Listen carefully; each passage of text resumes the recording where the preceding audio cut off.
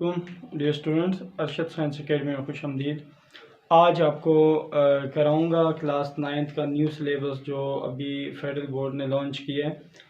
Mathematics का unit number 1.2 का ये क्वेश्चंस मैं आपको कराऊंगा। बहुत इजी वे में मैं आपको कराऊंगा और आप देखिएगा कि ये फार्मूले लगते हैं। देखिए, ए की पावर m माइन डॉट एन ए की पावर n, अगर बेस सेम हो तो पावर ऐड हो जाती है।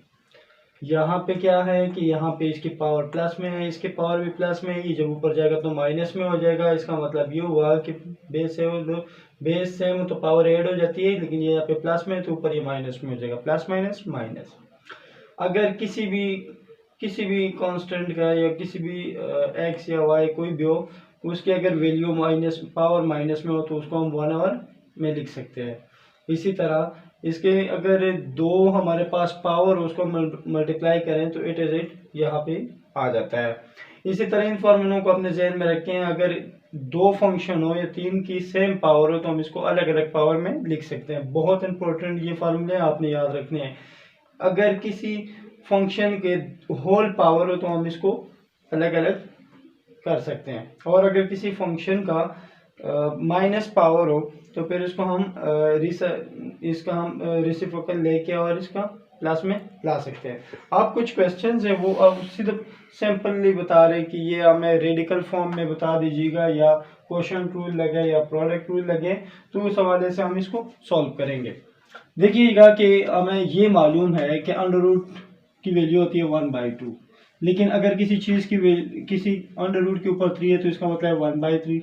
अगर 5 है तो इसका मतलब है कि 1/5।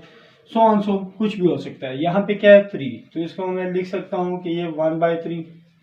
इसको मैं लिख सकता हूँ कि 1/3। सिंपल, हमने सिर्फ ये बताना था कि ये जो चीज़ होती है ना, ये रेडिकल में होती है जो अंदर होती है, और बाहर जो होती है वो इसकी पावर में होती है। तो हमने इसका सिंपली ये बताना। अगर इससे मजीद सॉल्व करना चाहते हैं तो क्या होता है, बेस सेम हो तो पावर ऐड हो जाती है। तो 6 1/3 प्लस 1/3, तो देखिएगा इसका एलसीएम क्या आया, 3 एलसीएम आ गया। तो 1 + 1 2 आ जाएगा, और हमारे पास क्या हो जाएगा 2/3 आ जाएगा। इसी तरह कोई और भी क्वेश्चन हो सकता है जिसकी सेम पावर हो, जैसे कि 4√x है, ठीक है। 4√x की पावर 3 है, तो इसको मैं क्या लिख सकता हूँ कि मैं लिख सकता हूँ x 1/4 एंड 2x की पावर 3 1/4।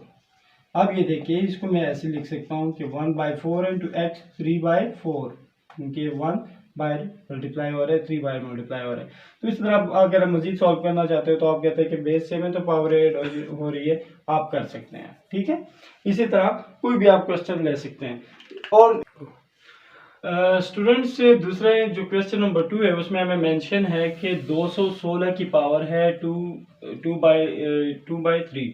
तो हम इसकी ना पावर को ब्रेक करेंगे। हम ये देखें, ये हमारा ये क्यूब है ना, तो हम ये कह सकते हैं कि 6 को अगर मैं 6 से मल्टीप्लाई करूँ, 6 का क्यूब आ जाए, तो इसका मतलब है कि ये 216 है।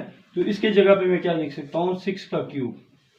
ये क्या है 2/3, ये 3 से कैंसिल, तो 6 की पावर 2 आता है, और हमें ये पता है कि 6 की पावर 2 जो है वो 36 होता है। बस हमने बिल्कुल सिंप्लीफाई करना है।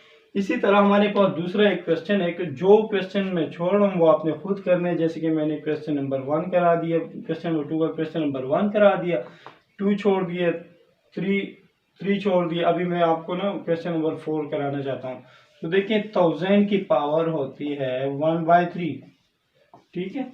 और अगर मैं इसको 100 जो है वो 10 की पावर 2 होता है, तो ये 1000 जो होता है 10 की पावर 3, और ये 1/3, तो इसको मैंने कैंसिल कर दिया, तो 10 की पावर 1 = 10।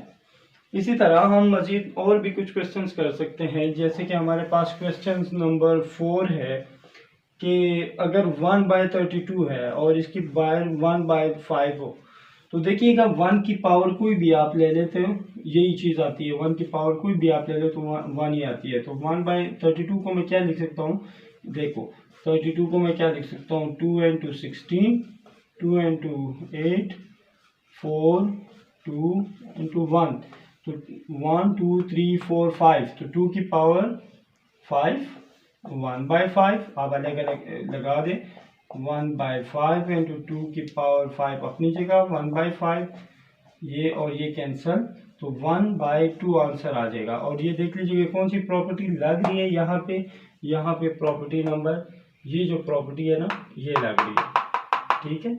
इसी तरह आप जो मजीद क्वेश्चन नंबर 4 और 5 है इंशाल्लाह आपको नेक्स्ट लेक्चर में कराऊंगा। अगर आपको कोई मसला परेशानी हो तो आप कमेंट कर दीजिएगा, इंशाल्लाह मैं आपको सारा का सारा समझा दूंगा।